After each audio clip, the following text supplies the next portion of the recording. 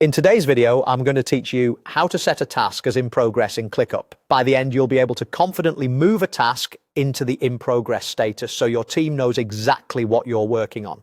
First, start from your ClickUp workspace and head to the overview area for your team space or your My Workspace. The overview gives you a high-level look at everything happening across your work, and it's a reliable place to begin when you want to find the right location for a task.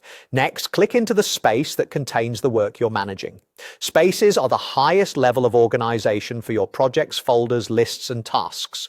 If you work in multiple spaces, choose the one where the task actually lives to avoid confusion and make sure you're updating the correct item. Now, navigate to the project or task group that holds the task. Depending on how your team organizes things, this could be a folder or a list labeled as a project. Open the relevant project so you can see the tasks inside it. If you're not sure where a task sits, try using the search bar at the top of ClickUp and then return to this view once you've found it.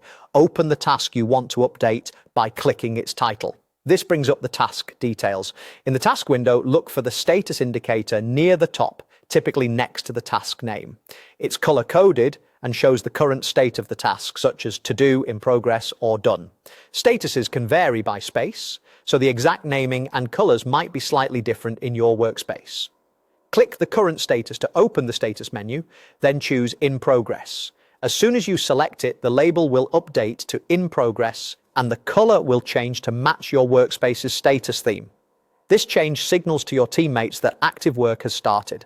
In many setups, it can also trigger automations, notifications, or time tracking prompts depending on how your team has configured the workflow. If you don't see In Progress in the list, your space might use a custom status name, or you may need permission to change statuses. In that case, check with your workspace admin or review the status settings for that space. You can always switch the status again later if you paused or completed the work, and your change will show across all views where the task appears. That's it. You've set your task to In Progress, keeping your workflow clear, consistent, and easy for your team to follow. To